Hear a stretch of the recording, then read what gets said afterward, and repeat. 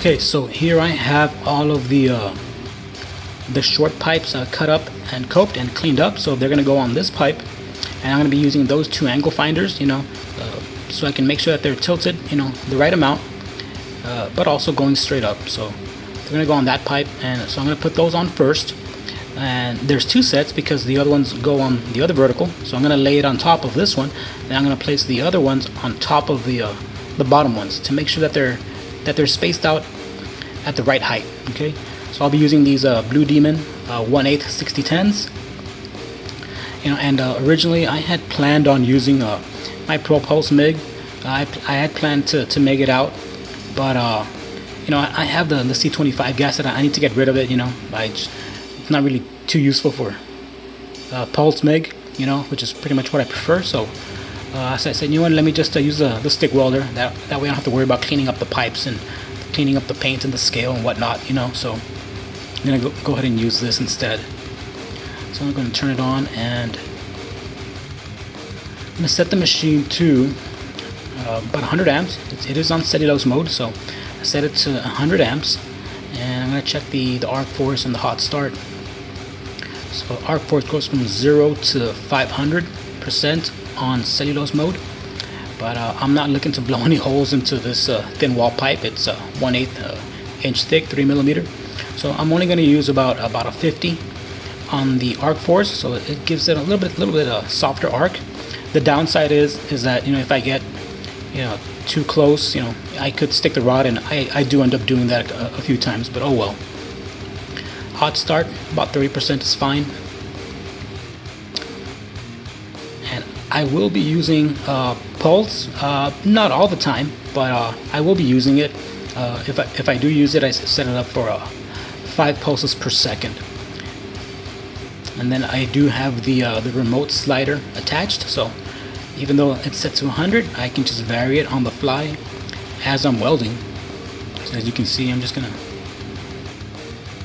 checking that out.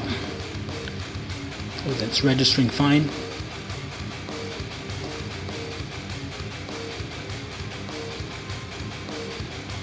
Okay, so here I have it set up. It's grounded, and I'm using these additional ground wires. So it's inclined at 5 degrees there, 0 degrees vertically. So those additional ground wires, those are just little ring terminals, 8-gauge wire, and those 30 amp battery clamps. I call them graboids. That's a technical term, by the way, but yeah, that's what they resemble. So it helps me get a good ground because they have that main vertical pipe has paint and scale on it and whatnot. So the other one's clean, but that way I can get a good ground on both of them. And I already have the markings on there, so I'm gonna tack it in place, and then I can tack the other one in place on the markings, as you can see. And then they're spaced out equidistantly, about 6 1/8 of an inch. Okay. PPE, guys, earplugs. These are 3M earplugs. Those are a little bit dirty. I'm gonna get some new ones anyways. My BSX beanie cap. I have to use this. I gotta protect my hair, guys. I have nice hair, full head of hair, thick hair, no gray hair. Sorry, Peter, I had to do that. Goggles on top of my eyeglasses, my 3M respirator. That's a 6503 quick latch with a 2297 filter. I use TIG gloves because they give me good dexterity when using the slider control, and I use those heat resistant pads right there, those shields. And just kind of it helps block out the radiant heat. But like I said, I use them because I like the extra dexterity, even for MIG welding, to operate the slider control. And you just have to hold it the right way. Don't expose your fingers too much so you can block out the heat. I don't hold the MIG by the end of the nozzle, but my Panoramax CLT from Optra, my go-to helmet. Controls are on the inside, so I don't use it for plasma cutting, but I do use it for welding. This is my BSX hooded welding jacket. As you can see, it gets discolored, and I have some Velcro on it because that's what I use with the helmet. This helps block out pretty much 99% of the light, and also the fumes.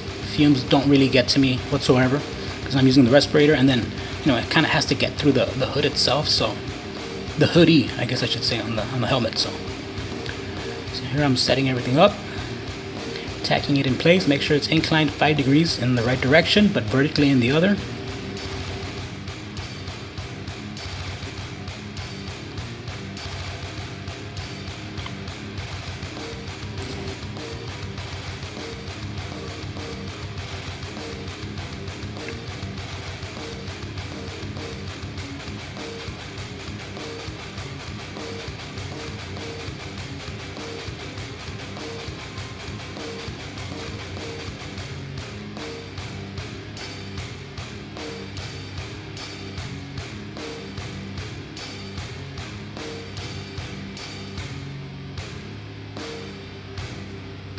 Alright, so there you have it. So they're tacked up, and then like I said, I'm just gonna lay that down. That way I can use it as a reference for the other vertical pipe. Just gonna lay it on top, and that way I can make sure everything's equidistant and at the same height. Alright, check out the next part. More tacking and welding.